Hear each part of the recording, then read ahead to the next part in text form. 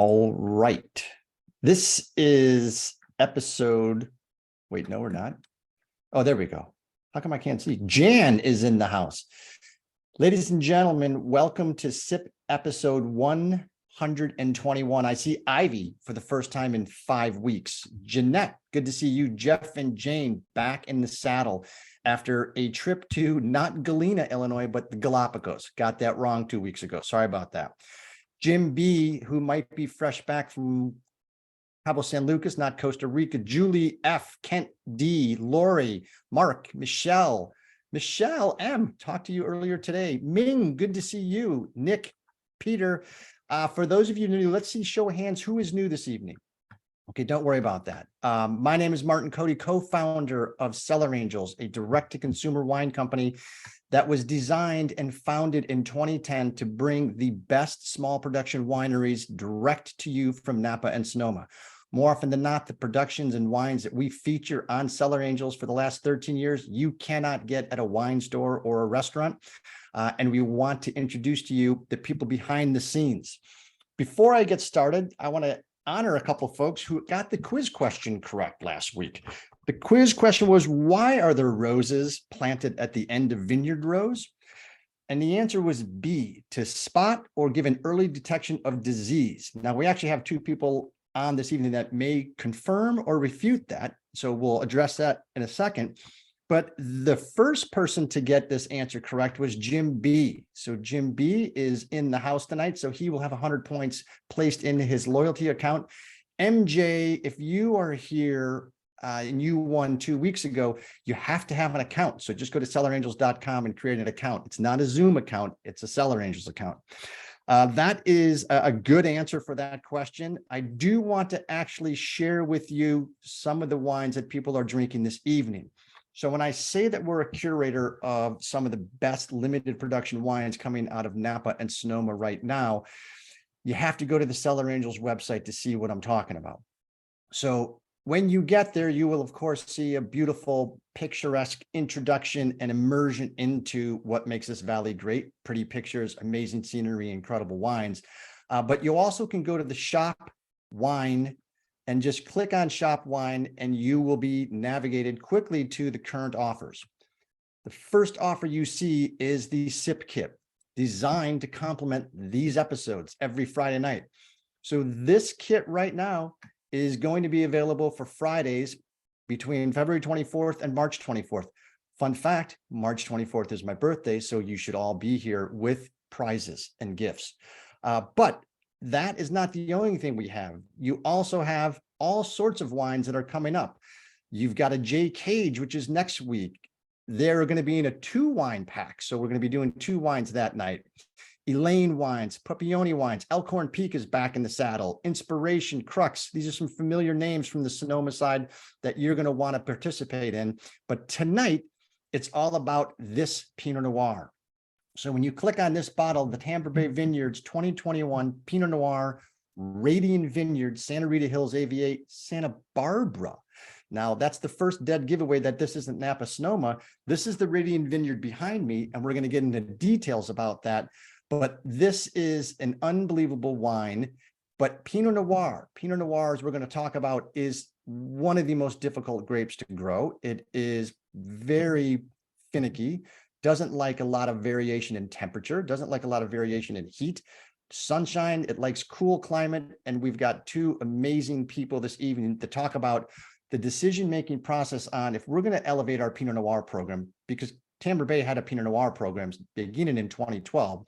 What do we need to do? And let's start from scratch. And everything as it relates to Pinot Noir starts in the vineyard. So I am thrilled to bring on our tonight's guest, Vintner proprietor, Barry Waitte of Tamber Bey, and that's his winery right over here to my left. And then also Winemaker, that first time on, so be good to him. Derek Flegal is going to be joining us for the first 30 minutes. And both of them have incredible stories. So I want to salute you both for taking some time this evening. Barry and Derek, thanks so much for joining us. Cheers. Thanks for having us. Barry's still on mute. Muted. We are muted now. I am unmuted. Okay. Good to be here, Martin. Awesome. All right. So the Tamber Bey Winery, you founded when? Barry. Founded it in 1999. Born and raised in the Bay Area here, out of San Francisco. And what- Became a wine aficionado, so to speak, early in life, 1979. I think a lot of wine people, winemakers, vintners, so forth, we all have our pivot wine, and mine was a 1974 Bulliard Vineyards, George Latour. And I stopped drinking swill at that point and started just drinking fine wines. But really through the 80s and 90s, really got into wine almost professionally. But I had a alternative job at that point in corporate America. I was going to ask I have a question for you about the Bay Area too, because it kind of relates from a climate, you've seen a lot of things in the Bay Area from an evolution standpoint. So you founded the winery in 99 and your first wine epiphany was 79. What were you doing at the time that allowed you to kind of taste Latour, George III, and walk us through kind of that evolution process? Yeah, holy cow, there's something going on here.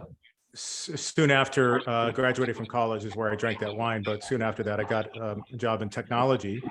I'm not a techie. I didn't come back to the Bay Area to be a techie, but I was interested in computers. I got a job with a fairly large organization, had a good training program, so forth. But at a serendipitous event, which is also known as a party, I met who is now known as one of the most famous entrepreneurs in the world, Steve Jobs. And from that point, I worked at Apple for 14 years. I worked within Steve's organization twice. Once was the development of the Macintosh back in 1982 and 83 and 84. And then, of course, if you followed Steve's story, he left Apple in 85 and I hung on until 94. Wow. I went to work for a couple other companies. I was, I'm very blessed to have fallen into some really cool places. And the next place I went to was with a small company that helped develop the interface for a very struggling online company called America Online. And by that development, it just really hockey sticked AOL, and they took off to the moon. In 1999, I kind of ran out of kind of corporate enthusiasm. I loved being an entrepreneur. Big companies are good for America, but not me personally. So I really kind of drew back and I said, what do I want to do the rest of my life? I apparently was asking that question a lot with a wine glass in my hand.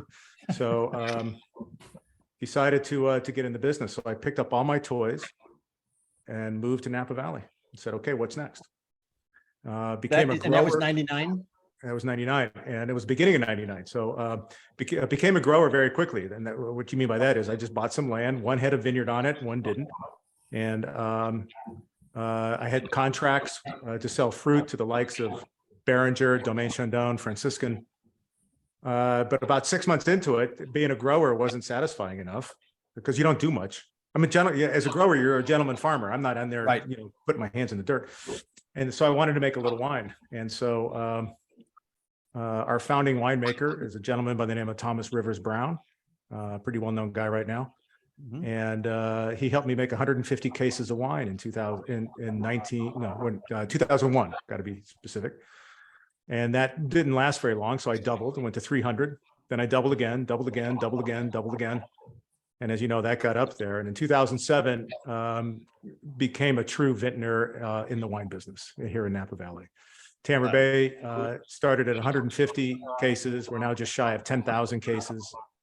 Our primary mission is to make, I like to use the word epic, but I'll just say ultra premium style French varietals. We do concentrate on French. A lot of Bordeaux. We're going to talk about Burgundy tonight. We do a little bit out of what would be considered Loire Valley style and Provence area. But at the end of the day, I'm able to exercise two things that I really enjoy. And I learned this back in my early tech days. One of which was I like working with people. I just really enjoy that. But the more important thing is I like being creative. And my original job was a product marketing manager. And, I get to create things, and I have engineers on one side and I have customers and all that stuff on the other side. And I was in the middle guy, and we got to create stuff and be market makers. And I got to tell you, the wine business is no better place for that role. We're creative every year. And we're going to talk about that a little bit more today, about the creativity of elevating a brand. How do we do that? How do you pivot and change directions, but do so in an equitable way? And so I'm kind of in hog heaven. This is the perfect job. And then, look, I got a compliment. I get to work with people like Derek, who are just spectacular. I wanted to bring Derek in a second, and you mentioned, Barry, that you're blessed, and we all are, quite honestly, just to be able to drink wine from this valley. But don't discount grit, hard work, perseverance, because you're one of the hardest working people I know in the valley. You're continually on the road, and so talk about an individual that just gets it done and kicks ass and just is always on the go. It would be you. So, who Gary Player said a long time ago, the harder I work, the luckier I get. And you certainly work your tail off. Yeah, you make opportunity and then you take advantage of it. So correct. That is the hard work part. Totally agree. And Derek, you give us a little bit of your backstory, where you grew up, and then I'm going to follow up that question kind of related to Tamber Bey. Sure. Yeah. I'm one of very few people that actually grew up in the town of Calistoga. So anybody that's been to Napa Valley, hopefully you've made it all the way up to the northern end, which is where we sit. So, it's a town of about 5,000 people. My family was not in the wine industry, but I went to school with Mondavis and Trefethens and Phelps. And so, my parents definitely had wine on the dinner table, but they weren't necessarily collectors. So, not realizing how special of a place I grew up in, I didn't really see a career in wine, because I kind of felt like, well, my family isn't in wine, so therefore I will do something else. But as time went on and I kind of began exploring other parts of the state, I went to school down in Southern California, and then led to some travels abroad. I realized that I had this kind of gravitational pull towards wine in general, and what I considered to be common knowledge, I started to realize was not so common, to understand differences between all these different grapes. And yeah, we grow these grapes in Napa and we grow those grapes in Sonoma County. But ultimately, after graduating with a degree in biology, I played basketball, believe it or not, at a small Division III school. I originally was thinking I'd get into physical therapy or exercise science. I wanted to stay involved in the sports industry. But in my mid-20s, I kind of took a leap of faith and bought a one-way ticket to Barcelona. And turns out that's a pretty cool place for a 24-year-old to hang out. And I ended up living in Spain for 4 years, taught English for 2 years. What prompted that? Most 21-year-olds or 22-year-olds couldn't identify Barcelona on a map. Yeah, full disclosure, I wanted to go somewhere with great women, great food, and on the coast. And it was like Italy or Spain. And I knew I wanted to go to Europe. So it was Italy or Spain, and I'd taken a few years of high school Spanish. So I figured, let's just go to Barcelona. It was a good decision. I didn't really know what I was getting myself into at that time. Thought I'd be there for maybe 6 months. And found out that there's a whole big world out there outside of, and it's really fortunate to be able to come back to a place like Calistoga. My mom still lives here.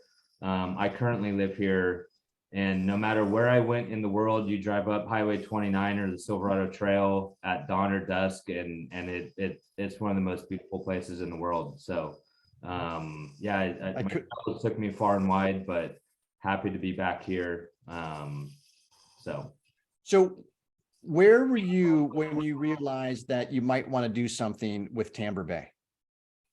Well, with Tamber Bay, I was previously working at a small little family run, like 20-acre vineyard called Jericho Canyon. It's tiny. They really focus on Cab and Bordeaux varieties. They're in Calistoga as well. But I think at that point in my career, I was really looking for a challenge, and I was looking for growth, and I was looking for, at a small facility, there's kind of a limit to the skill set that you can develop. So when I was contacted about taking on the assistant winemaker at Tamber Bey, which was, Tamber Bay is still small in the grand scheme of things, but it was a much bigger operation than I had been used to. So I was just looking forward to kind of proving, that I could hang at a higher level, if that makes sense. No, it's a great sports metaphor as well. You're going to rise to the level of your competition and the opportunities around you. So, and love Jericho Canyon. I mean, that hillside terracing is unbelievable. I have nothing but good things to say about the wines, the people, and it also afforded me the opportunity to sit down and blend with Michelle Roland. Heidi Barrett was making the La Serena and Barrett and Lamborn wines there at the time. Aaron Pott, who's another well-known consulting winemaker in Napa, was also consulting for Jericho Canyon. So, after doing a harvest up at Outpost and meeting Thomas up there, and then next thing you know, I'm working alongside Michelle and Aaron and Heidi, that's four of the kind of most influential winemakers in Napa, and with somebody with Roland, he's arguably the most well-known and respected winemaker on a global scale. So yeah, it was a great opportunity to learn from some of the best at a very early stage of my career, and I take a lot from each of those people, and there are different skill sets and different ideas, but along the way you kind of develop your own philosophy on how to make wine. And well, great. It's funny. I mean, you talk about Aaron. We know Aaron well, obviously. Michelle, and really kind of what you're highlighting is the wine community. And we talk about it at Cellar Angels all the time. Wine brings people together. Well, good wine does. And this is certainly that. So I'm curious, and I want to talk about tonight's topic about Pinot Noir, because I'm drinking, as many of you are, the 2021 Radian Vineyards. And you had a Pinot Noir program, Barry, and you started it in 2012. And now you made the decision to kick it up, not just one notch, but a half dozen notches. And walk us through why would you do that with Pinot Noir? Because it is arguably one of the most challenging grapes to grow, produce, get in bottle, and sell. But what was the catalyst, the pivot to decide to do that? Well, with the program that we started in 2012, I won't call it that we experimented with vineyards, but we certainly learned a lot about what it takes to make Pinots and so forth. And so the Pinots we made were very reasonable. They scored well. They all scored in the 90s on the lower end of it, but still scored well. And but there was always this undercurrent dialogue amongst our wine staff and some outsiders that said, you might be able to do better. And I'm always positively challenged by that term. And so Derek came on board and as winemaker. He was assistant winemaker for a couple of years, and then he came on winemaker in 2020. And we had some challenges both with 2020. We also had some challenges in 2019, not worth going into, that allow us to really take a look at what we're doing and strategically say, I think we can do better. How do we do that? And to my delight in giving that challenge to Derek, and by the way, one of the things I learned in corporate America is when you have talented people, give direction and give rein to it. And that's exactly how I feel that Derek and I operated on. And I said, hey, I'd like to do this. We'd like to be in the upper echelon of Pinot Noir making. I think it'll be great for the Tamber Bey brand to do so. We don't have Tamber Bey Pinot fields per se, because all my fields that I own are in Napa Valley. Napa's not good for Pinot, so we have to go elsewhere. But I said, we also agreed, let's not limit it just to what we think is just the best is Sonoma. Let's go anywhere with that. And boy, it didn't take but a couple of weeks for Derek to start turning up some real interesting projects. We call them projects, so bear with me on that one. And we can talk through them if we had more time, but a couple of them didn't work out, probably for good reasons, mostly for relationship reasons. But Derek brought 3 projects to the table, 3 different vineyards that are all outstanding. They're all very different, which is really important when you bring 3 products to the table. And again, back to my product marketing days, it's all about differentiation. So how are these 3 different from each other? What is the story behind them? And then when you get into the wine business, what's the terroir, things of that nature? And the last thing we had to really kind of deal with is Derek is convinced these will make epic wines for us, is what kind of relationship do we have with the growers? And that's really important to me and us. We want to build longevity in relationships. We want it to be quid pro quo, that we're all working with each other, because we have recommendations on how things get grown. Will they be adaptable to that, things of that nature? And Well, that's how it came about. And we just got done talking about community and how certainly wine brings all of us together, but also within the wine community, and people who have been longtime fans of Cellar Angels comment to us all the time, I've never even heard of this wine. It's like, well, yeah, you're not going to hear of it because they made 240 cases and it's not going to be on a store shelf somewhere. Right. And oh, by the way, it's a side project of someone who knows someone, and they have 3 tons of extra fruit, and they decided to make a cab from Oak Knoll or what have you. There is so much of that. And that, I think, is what makes the underpinnings of the wine industry so fantastic, because the general public knows the top retail side of things. But then when they start digging down, and this usually occurs after 1, 2, 3, 4 trips to the valley, and they start realizing, holy cow, there's a whole world of wineries out here that I never knew existed. And Derek, it's actually your relationships that basically afforded the opportunity to find some of these projects that Barry's referencing. So walk us through specifically kind of what you were after and how you were able to identify some of these vineyard locations. Yeah. So, I think it starts with having, Barry, ownership, and as a more general term, kind of giving you some freedom to go look for truly what I wanted to make, which was the best Pinot Noir we could. So, as someone that's lived here and consumed a lot of Pinot Noir over the years, I already had kind of a Rolodex of great vineyards. And then the next step is you start kind of, asking around. You ask your other winemaker friends, you ask people like Thomas, you ask people like one of our vineyard consultants, Nathan, you ask fellow winemaker friends if they know of any fruit available. And then you start reaching out to growers and picking their brain and seeing if they are willing to, sell you some fruit and what they have available. But, specifically with Radian, it was a little different in that I had met Matt Dees, who runs the Hilt program down there. He's the winemaker. I had met him years and years ago, back when I was still at Jericho Canyon, and I would take yearly trips just traveling. I'd stop in Santa Cruz and go to Mount Eden. I'd go to Ridge.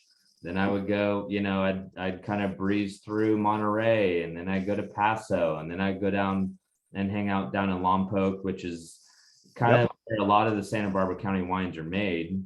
So I met Matt a long time ago, and there came a point where we had found UV Vineyard. So that was a new site for us in 21. We had found Mayfee, which was another new site for us in 21.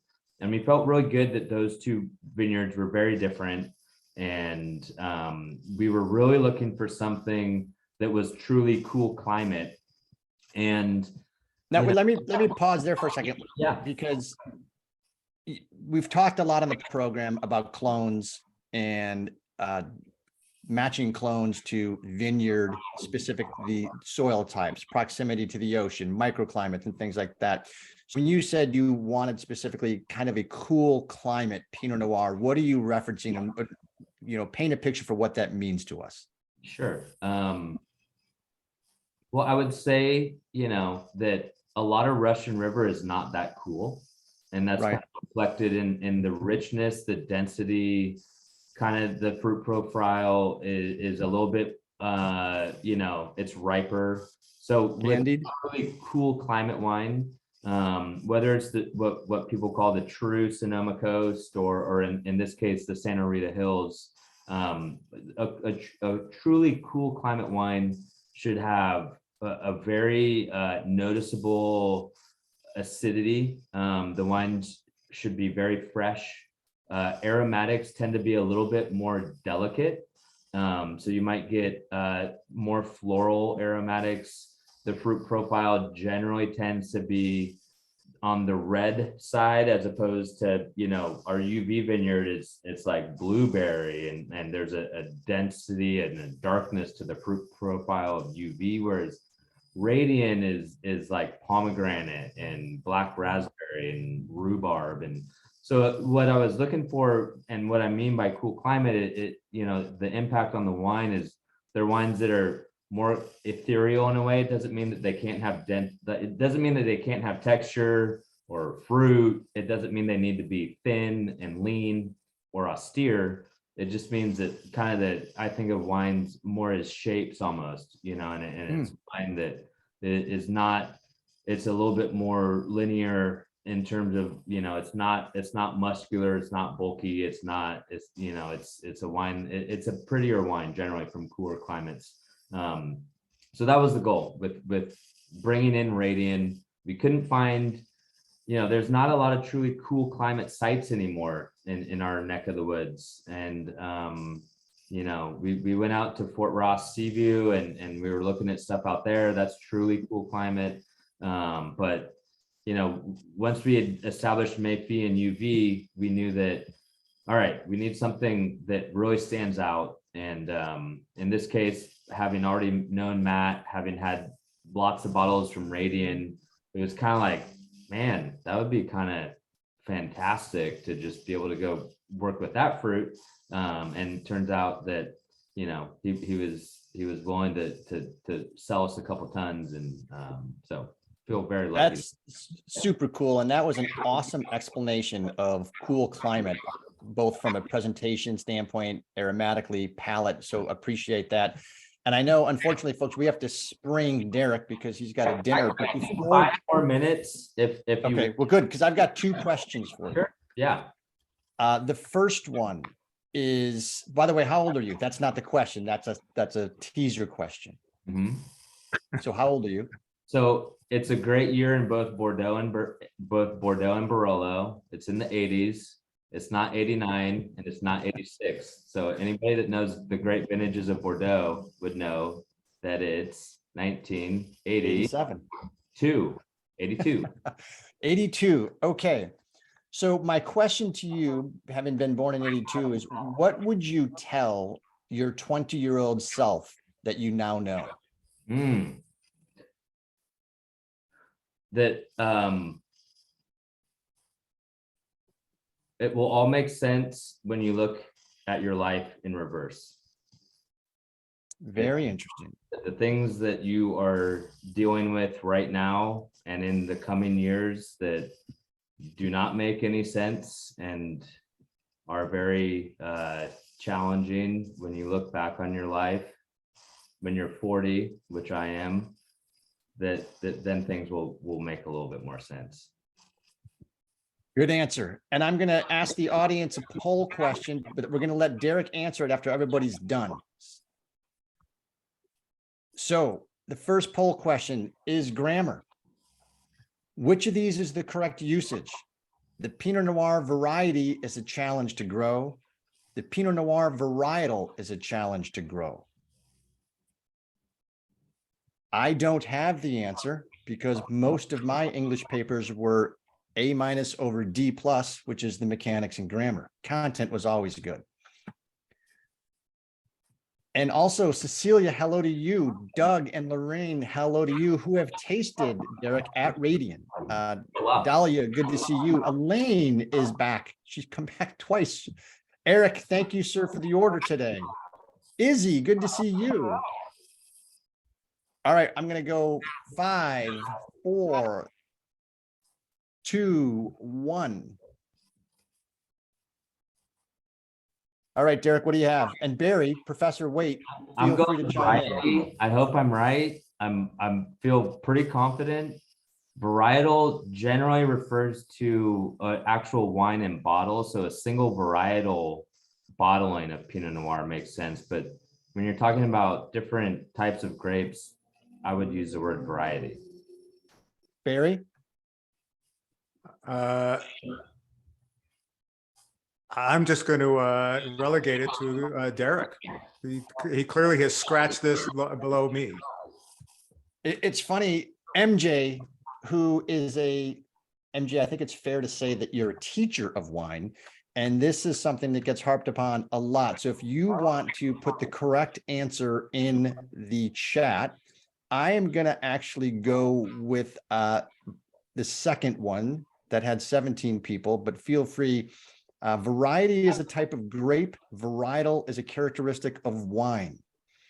Okay. So everyone got that partially correct. So now the second one. How many barrels of wine are made from 1 ton of grapes? 2.5 barrels, 5 barrels, 7.35 barrels, 9 barrels. I was told there would be no math.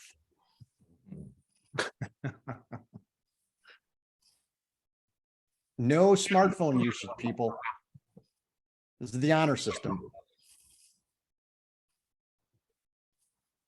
Ivy, I have to Google variety versus varietal every single time I need to use it in a sentence. Chat GPT. Yeah, there you go. Put us out All of a right. job. 5, 4, 3. Karen, hello to you. Kathleen, hello to you. Kent, I saw your question earlier. I will get to that. It is a good follow-up. Nelson and Liz, good to see you. Sean is in the house. 2, 1. Share results. Derek, correct answer. 2.5. Very good. Not even a hesitation. And look at people already ahead on the extra credit. How many tons per acre? I mean, that kind of varies by site, but I would say average, if you're talking about fine wine, is 3 to 5. But then, they're like Jericho Canyon struggled to get to 2, because it's an extreme site. Radian, I don't think Radian gets 3 tons to an acre. I think they're probably in the 2 tons an acre range, just because again, it's an extreme site, and what's the expression? Struggling vines make great wines, or something along those lines. I mean, there's something to that if you restrict the amount of crop on a vine, you're going to get a lot more intensity of flavor and aroma with lower yielding sites, generally speaking. By the way, go ahead. Fred Franzia, and we all know too about Chuck. Their target is 17 to 20 tons per acre. Yeah. So the difference between production wines, and wines of property, which I think we characterize ourselves as, that's one of the definite definers right there. Well, and it's interesting, and Derek touched upon it, because it does depend. You see some of these sites that are getting 3 to 4 to 5 tons per acre, and some, as you mentioned, are struggling based upon slope to even get 1.5 tons per acre. And out of it has to do with density of planting. And my question to you, Barry, when you are looking at vineyard properties, do you factor that in from an economic spreadsheet standpoint that says, I can get X tons per bottle, and you've kind of amortized it all the way out? You have to. It is an arithmetic formula, but it's got many variables. So it's not just the tons per acre, but it's, what you can charge per bottle, at the end of the day. And so, yeah, it is absolutely things we think about. I have to tell you that when I first got to Napa and I was looking at my vineyards to buy here as, you know, pretty much a novice, I was told to use 5 tons an acre. And then I found out kind of later, it's not very feasible, nor is it practical if you want to make ultra premium wines. You're Right. mostly going to go below 5 into the 3 to 4 category at best, just in general. And Derek, I know we've got to spring you. So I'll salute you. I'm going to see you when we're out in Napa later this summer. So congratulations on the position. Congratulations on these 3 vineyard properties. And we are looking forward to more production and watching you pursue this vision. I appreciate Derek, was that your date that just went by? This is for any Barolo and Barbaresco lovers, which I am a fan of. I'm about to go have a bottle of 2016 Gaia, which is a big time Barbaresco producer that also happens to be the name of my cat. So I take Italian wines quite seriously. I was going to say, you take your Barolos very serious. Yeah, I do. Awesome. Well, thanks so much for spending some time with us and chiming in. It's very helpful. It was a pleasure. Take care. All right. Cheers. Hope you enjoy. Thank you, Derek. See you later. So Barry, one of the answers or something that Derek said resonated with me because of what you said earlier. And he said, it's very hard to find cool climate regions anymore. And when I was, when you and I were talking at the beginning, and I said, you've seen some climate changes since you've been a lifer, if you will. Talk to us a little bit about how that impacts your decision-making when you can't go to Fort Ross Seaview and maybe find what you want, and how the decision-making, I mean, you're going quite a bit of distance now down to Monterey, not Monterey, but Santa Barbara. Santa Barbara, yeah. Yeah, Santa Rita Hills, just north of Santa Barbara. There was a secondary reason of going down. I didn't want to interrupt Derek because of shortage of time. But one of the other things that we started strategizing on is to have more of a portfolio concept of where our wine is grown. As everybody knows, Napa has been subject to a couple fires, and we lost our entire 2020 red vintage because of smoke.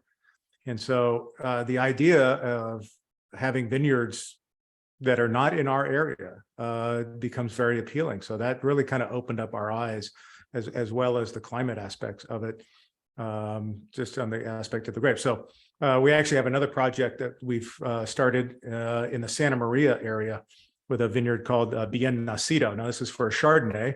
It's we make a very French Burgundy style of that with a Napa vineyard. We're going to do one out of there.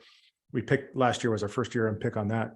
But so that's part of the strategy as well. And I think that's the great thing about Derek and I working together, and I feel really good, is he's obviously very thoughtful and wants to pursue excellence in the winemaking side. And I think what he appreciates, and I'm going to put words in his mouth, that he has a partner that's very business oriented and thinks a lot of those things through, which so many winemakers don't. I mean, you think about it, winemakers are scientists and artists. They're not business people. Right. They're not accountants and finance planners. Yeah. And those sorts of things. And, for another Zoom, but a topic is more wineries are in failure right now than ever in history. Now, we've had a buildup of wineries over time. So we've had more wineries than we've ever had, but the failure of them right now is epic. And, Wow. in numbers of them. So having a true business sense into it, and the greatest joke that I hate is how do you make $1 million in the wine business? You start with 2, and I hate it because you can do it. You can do well if you think of it from a business and strategy perspective. So anyway, Well, and it's throw that in. No, and and we've said this for years.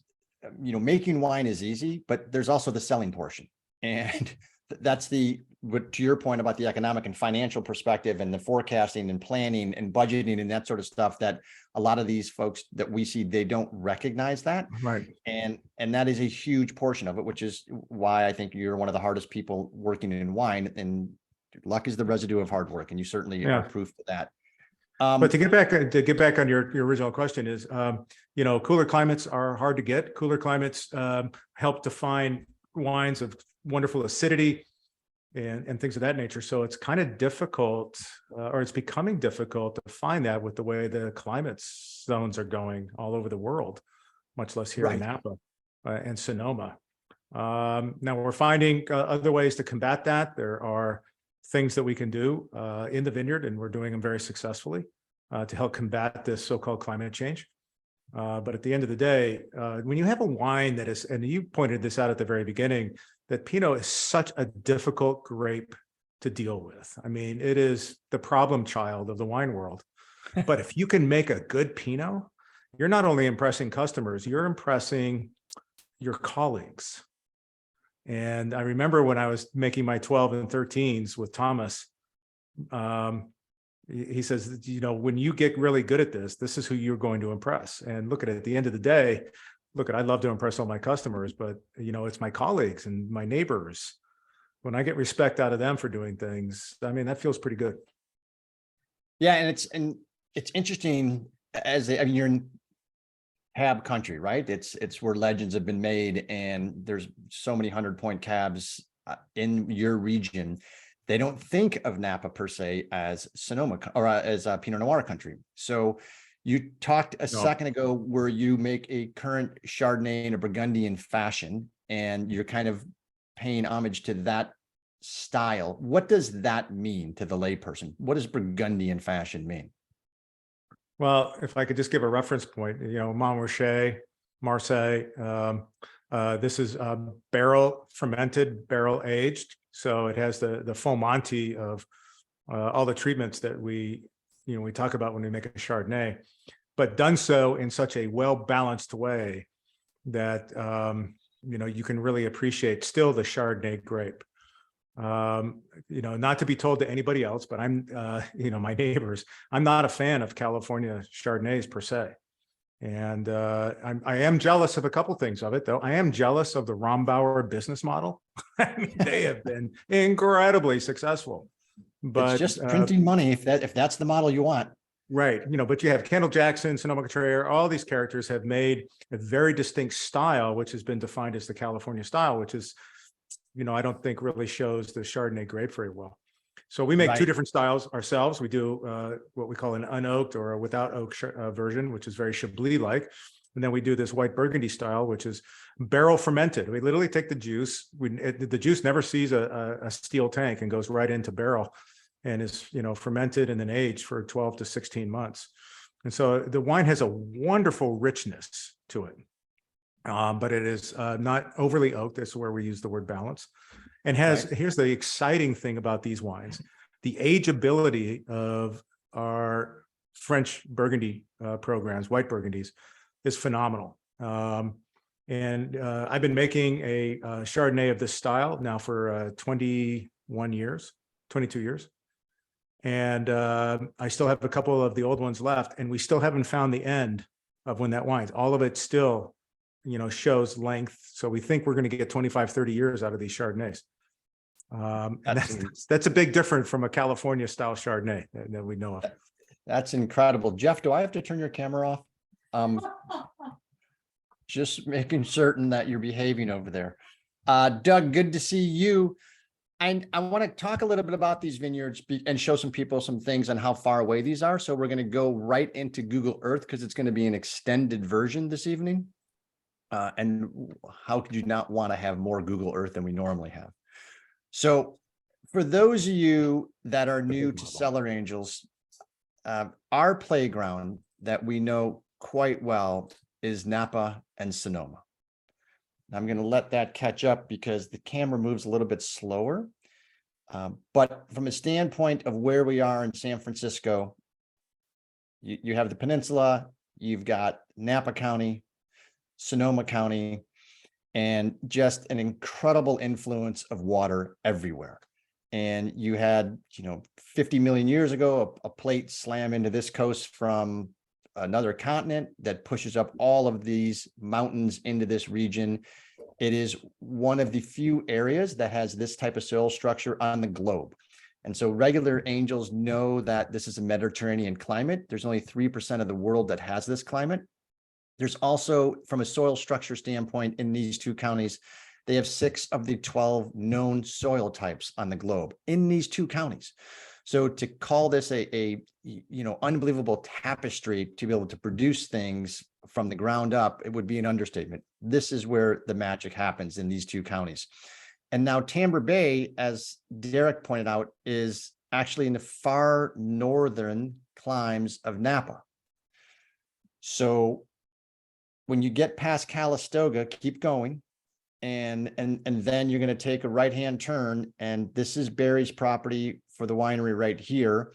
But you can see as we pan out that there's some hills nearby, and it has some distinct weather patterns. And you've got St. Helena to my south, Calistoga to my south. But when we zoom in to the property, Barry, when you bought it, it was, if I'm not mistaken, a horse barn. What was it? Well, it was a horse ranch, and it still is a horse ranch. We do not grow any vines on this property. And it's, if you look over to the right a little bit, you'll notice that there's a place called the Calistoga Geyser. Is that where the blue is down below? And so we sit on a thermal pocket of what I'll just suggest is some pretty nasty water. So we determine that's best for growing grass for the horses, and not for grapes. Now, the reason why we bought a horse ranch, and Martin, for your audience, my wife and I have been equestrians, and at the professional level at certain times over our life, and we're still into it. I'll be riding a horse tomorrow, right there in that big arena. So that's why we like the ranch. And the last note there is the big gray roof that you see is the winery. But when we bought the property, it was a covered riding arena. And so it had a ceiling, but nothing else. So we put walls on it, put a floor into it, put tanks in there, and made it a winery. And in that winery, we make up to 35,000 cases. Martin, we haven't talked about Tamber Bey is just under 10,000 cases, but I make wine for 25 other wineries in there. Which encompasses about 25,000 cases. And I don't want to sell Barry short when he says he's going to be on a horse tomorrow. He rides competitively endurance riding of distance of over 160 miles just out of sheer boredom. Well, yeah, boy, well, it gets bored, but 100 miles in 24 hours. That's the requirement. And I usually do them in 10 to 12 hours. Yeah, so it's significant. And these are races. These are full-on races. I'm not racing tomorrow. I'm just going to be riding a horse. Leisure riding. That's been our sport. So now I'm going to show folks the UV vineyard. The UV Pinot Noir is what is in Barry's glass. So we're going to go over to Sonoma.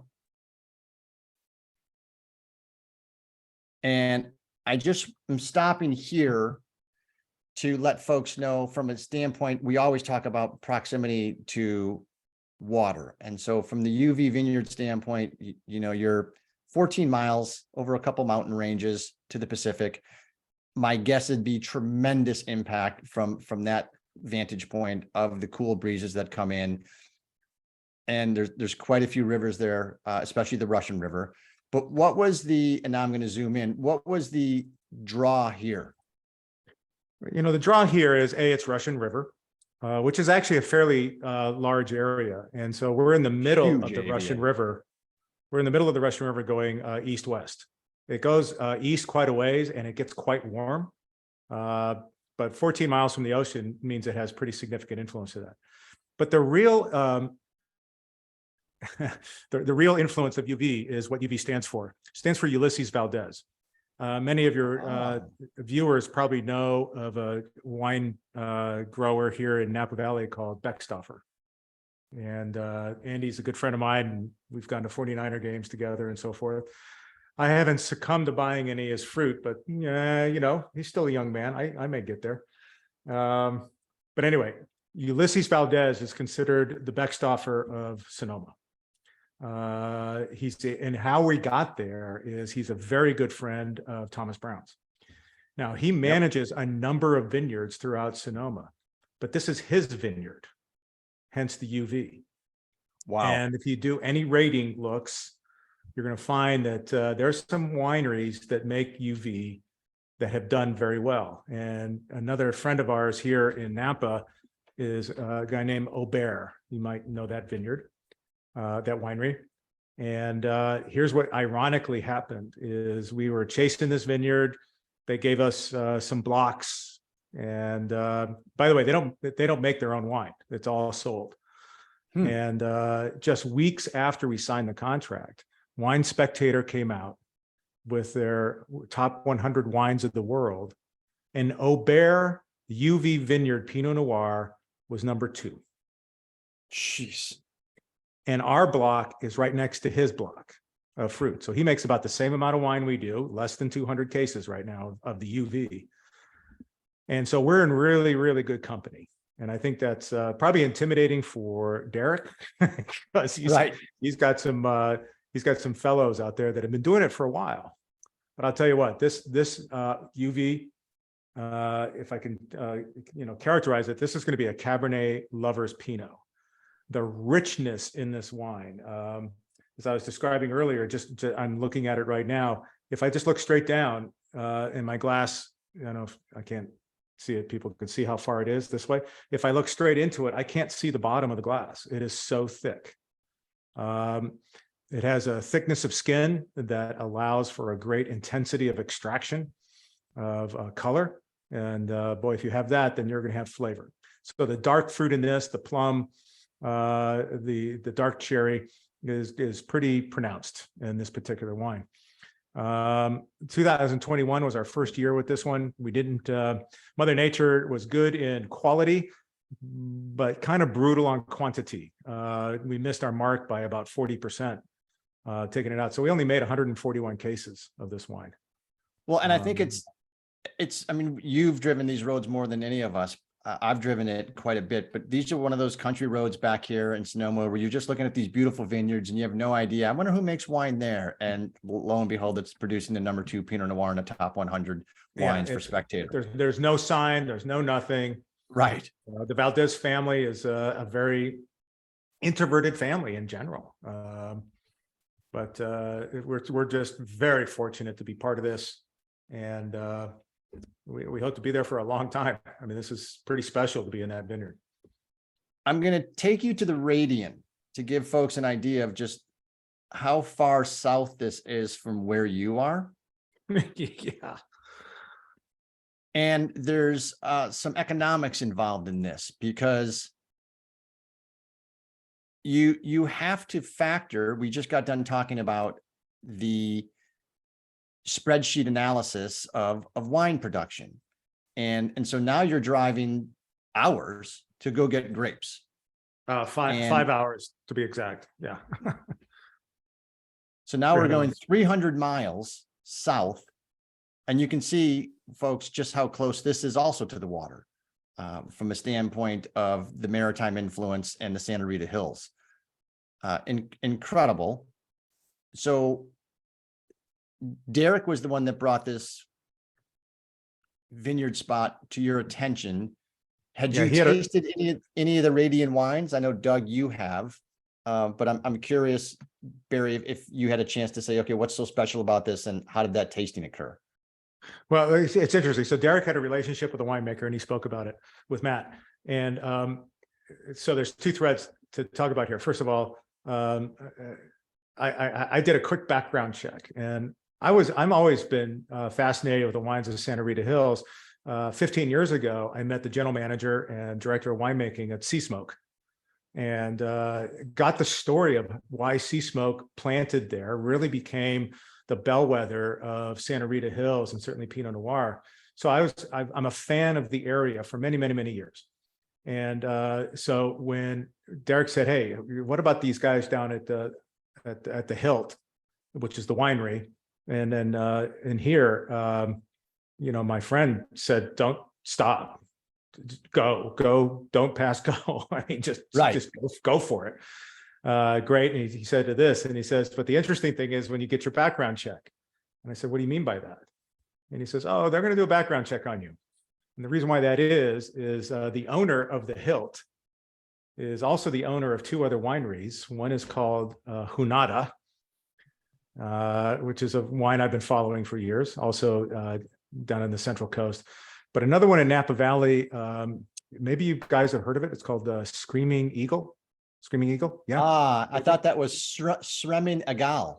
It's screaming. Okay, I had the wrong. So the owner of those vineyards is Stan Conkey, and Stan, of course, owns the LA Rams. He built the stadium. He owns some Denver teams. He's a big real estate guy, and he's actually a big real estate guy in Napa. He's Bill Harlan's right-hand man in building properties here. So I believe he is a significant owner of the Meadowood property, may have some influence in the reserve and so other thing. Anyway, going back to, yes, I'm going to get background checked for this. So I did, passed it apparently. And so this is how we're into there. Now the Hilt is Stan's Pinot project, Pinot and Chardonnay. And so, but before we take any of these wines in, of course, we're drinking other properties that have made wine. So we have some context of what the fruit is, understanding that other winemakers are making them. This is pretty rugged ground. I wanted to zoom in to show folks kind of, we talk about a river runs through it all the time, and certainly there's a maritime influence of the river running right through here that's eroded this entire hillside away over the millennia. And then you've got the vineyards planted on the soil deposits that are left. So therein lies a lot of the magic. Yeah, and that seems flat in this picture. It is not. There's some nice hill. So we got the good drainage. You've got the great proximity of the ocean. So Pinot is a grape that just loves sun but hates heat. And so this is why the coast works really well. And being off the coast a little bit, the fog line doesn't come in this far very often, so it gets a lot of that good sun. It's a fantastic place. All right, Barry, I'm going to put you on the spot. Whoops. Let's talk a little bit aromas, flavors, and pairings of the Radian as I pour my fourth glass. Kidding. Not kidding. Here, mission control. So 2021 Radian, and I know you're drinking a UV. I don't have that density of purple that you have. I've got brilliant color, by the way. But I'm curious, give me some flavors, aromas first. So we make, I'll back this up. So we make three different Pinots, and they go from what I'll just say light, medium, dark. UV is clearly, I've defined it as dark. Radian is my medium. We have a vineyard called Mayfi that is about 8 miles from UV, but completely different terroir. And that's kind of on the lighter side. But even at those light, medium, and darks, I'm still kind of beyond the center point with any of those that you would find for a lot of the light body, or I'm beyond the light bodied Pinot. So these all have great density of flavors. So with the Radian, we're dealing with a bit of blue fruit into this. I don't know if I would characterize, it's been a couple of days since I've had my last go at it, any plum nature into that. It's got excellent tannic structure, for a Pinot. And we did not do any, which is different from what we did in our previous program. There's no whole cluster fermentation, so we didn't need any support from the stems to bring texture into the wine. Give me time out on the whole cluster fermentation. What would that entail? So it's a really interesting thing because it's a gut call by the winemaker at the very beginning. We pick the grapes, we bring it into the winery. And if the winemaker feels that there's not enough skin structure to bring tannin texture in, he'll actually ferment the wine, or he or she will ferment the wine with some percentage of the fruit staying on the clusters.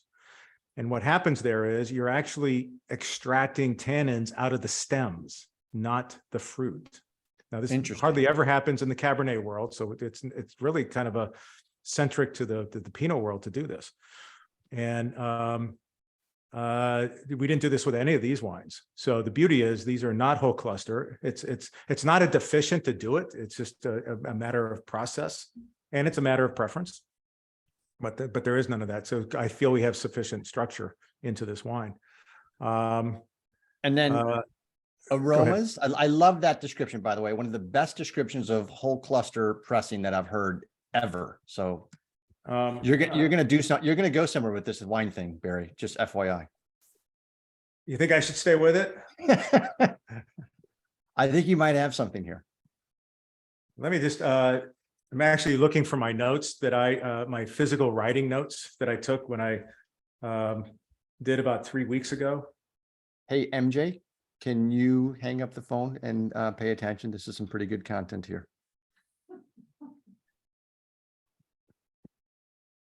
You know, one of the things I got out of this is obviously the red berries, more sitting in the cherry, not so much plum, but kind of really dark cherry onto this. Maybe a little blackberry.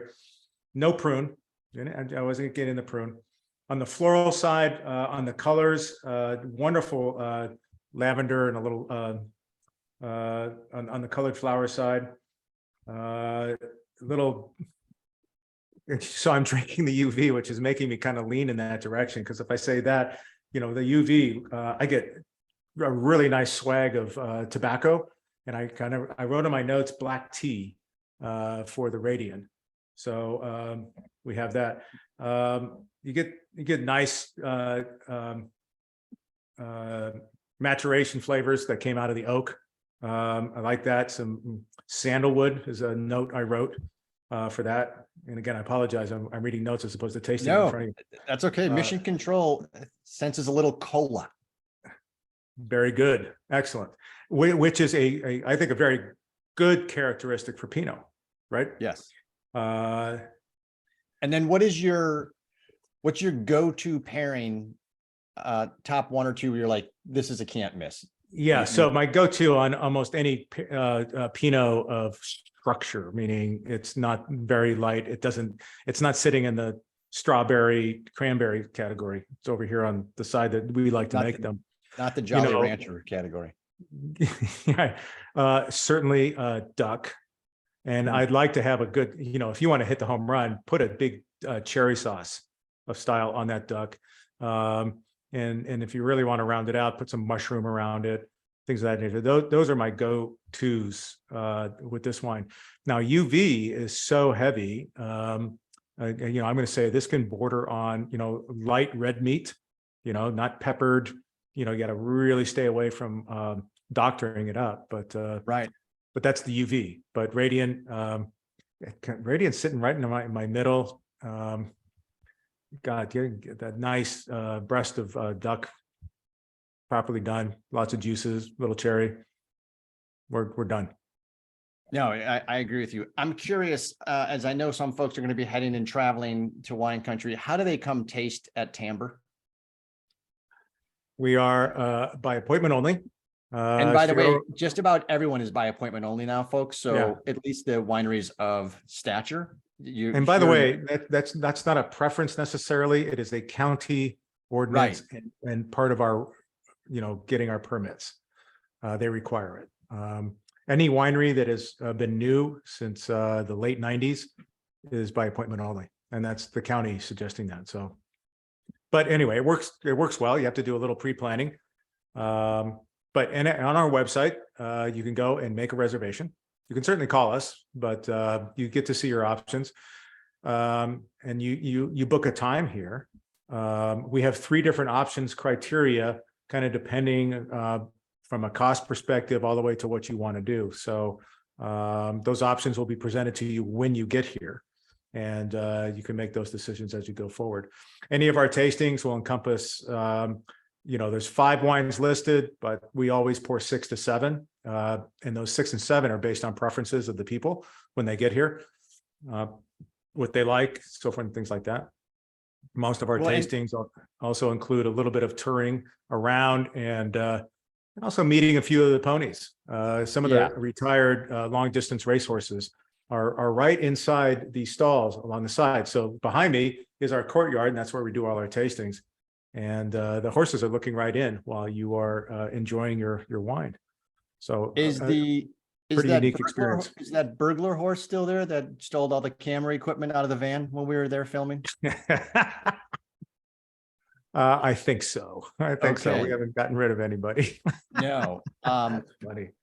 That was fantastic. All right, now Barry, here's your two questions. If you were not doing Tamber Bey, what would you be doing? What would I be doing? So I'm going to, as a good spokesman, I'm going to kind of pivot for a second. So I think about the answer. Yeah, what would I be doing if not this business? I can hum the song to Jeopardy if that helps, or maybe. Yeah, I'm a bit like Derek. We both were athletes in college. I got to play at the very minor leagues of baseball, and I'm still fairly athletic. That's why I enjoy this horse sport, this extreme horse sport of riding 50 to 100 miles in a race. And so that probably would have been my deal. I'm a little aged. I'm a little overexperienced still to compete at the levels that I was once competing. So I'd be coaching onto that. So I enjoy that. Hey, the other thing, Martin, that I did for a long time, and I still do to some respects, is I still coach entrepreneurs. Used to be in high tech, and now I coach entrepreneurs in the wine business. And so I told you, we make wine for about 25 other wineries, and I kind of think of that as an incubator. And I am happy to say that 4 of the wineries that have come to Tamber Bey have graduated to where they have their own facilities. They grew up, they're ready to leave. And so that's kind of our virtual IPO in doing that. And so that's cool. that's a lot of fun. And I love to work with people and, capturing and manifesting their dreams in the wine business, which, by the way, a lot of it is tapping them down because they think this is, as you kind of insinuated, people get into this business for, some pretty altruistic reasons. But you know what? It's hard work. Yeah, you got to really, it's just not making wine. You got to work it all the way through the business model and selling and things of that nature. Okay, second to last question. If you could have a glass of your wine with anybody, living or dead, what wine and who is the person?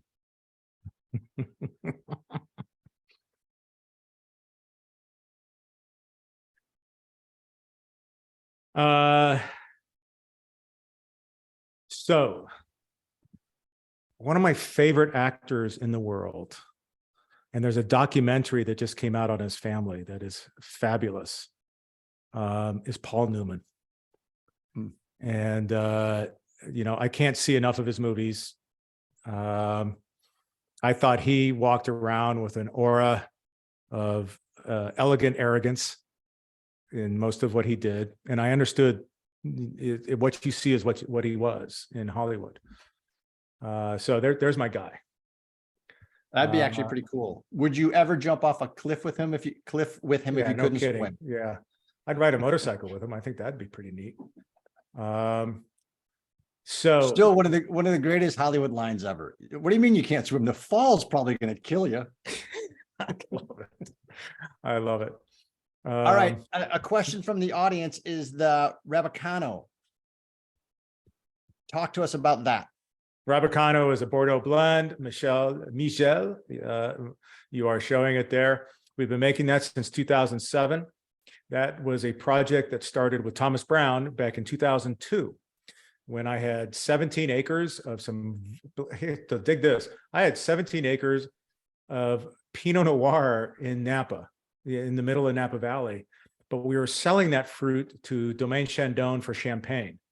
So be honest with you, they don't really care about the quality of the wine when you're making a $15 to $25 champagne. They really don't. And 150,000 cases of it. Yeah. And so I quickly realized I'm not in the business to make shitty wine for anybody. So we tore that field up and said, what do we want to do? And we planted 4, then later 5 different Bordeaux varietals. And we called that field, that 17 acres, still do today, we call it the sandbox. And we called it the sandbox because it is our play field. How we're going to determine what we're going to do. So Martin, back to some of your previous comments, we planted 4 different clones of Cabernet, 3 different clones of Merlot, and also Cabernet Franc and Petit Verdot, and then later on Malbec.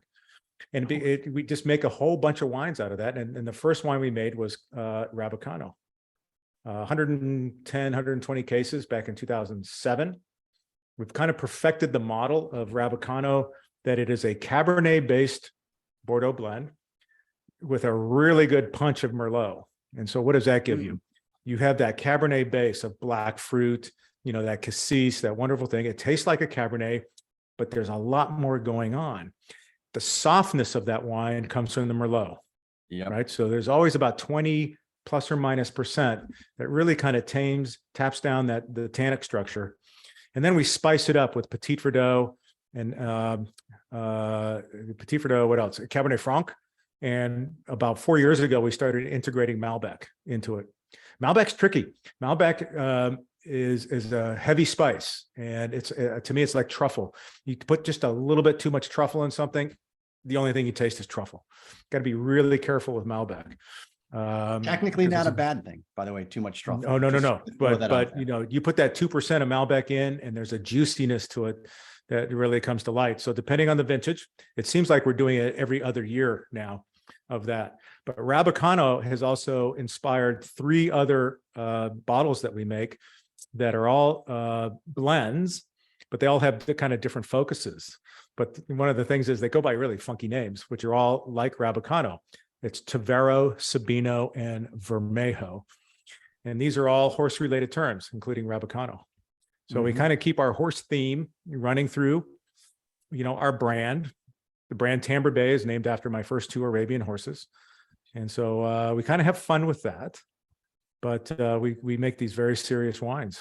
No, the wines are incredible, and we can't thank you enough. And I know we've kept you long past the time. So cheers to you for explaining everything about what we've just talked about and going deep on some of these topics, because I think it's really fascinating to learn a little bit more about not only Tamber Bey, but the philosophy behind elevating the Pinot Noir program, and then some of the early wines and the decisions you made. I will certainly drink to that. Hey, just one last note back to Derek. Derek is a sincere partner, and I've met my business partner of life with him. And he talked about Jericho Canyon. I'll let you be the first to know that we will be releasing a year from now a Jericho Canyon Cabernet Sauvignon. Whoa. So he was able to convince the owners to give us 7 rows of his favorite block out of all their vineyards. So wow. Small production, but Cabernet. So it gets back to the whole notion of relationships and, the community here and helping each other out. And Derek's just doing such a fantastic job for us. I can't That's stop awesome. talking about it. And So, it's funny anyway. because it brings it full circle. We talk a lot on this program about heroes, and the world certainly is in need of a lot more heroes. And we have gone 0 days without a mass killing in the United States. And I would like to at least go one now and then. And it's interesting that heroes, if you go back to Plato's Academy, these folks were revered, and we talk about it a lot on the program. The hero is the defender and protector. They weren't murderer of bad guys or anything like that. The heroes defended and protected, and that's what the Cellar Angels are. They are protectors of the limited production winery. I will blow your mind with one statistic. Author, blogger, and Harvard grad Ali Benazir calculated the odds of any one of us actually ever occurring into existence. It's literally mind-boggling. You are a 1 in 10 to the 2.6 millionth power of occurring. Now, to put that in context, that's even more mind-bending. That's like giving 2 million people a die, and that die has numbered 1 through 1 trillion on it. Not 1 through 6, but 1 through 1 trillion. And all 2 million people throw the die and it lands on the same number. So that is the odds of all of us actually existing. So with that type of staggering, insurmountable belief that we're all here, who cares about the person that's cutting us off in traffic? Let's all come together, love one another a little bit more, be heroes, and protect these folks that are producing some amazing wines, because we can't do this without all of you. So Barry, thank you so much, sir. I can't wait to see you. All you angels out there, be good to one another. And we'll see you next week with J. Cage Cellars, because they decided to actually start a winery in their 50s. Barry, they probably should have consulted with you. I don't know if that's a wise Maybe. career move. I'll learn something from them. Hey, thank you, everybody. Martin, Denise, thank you. Love you both. All right, cheers. Be Cheers, good. everybody.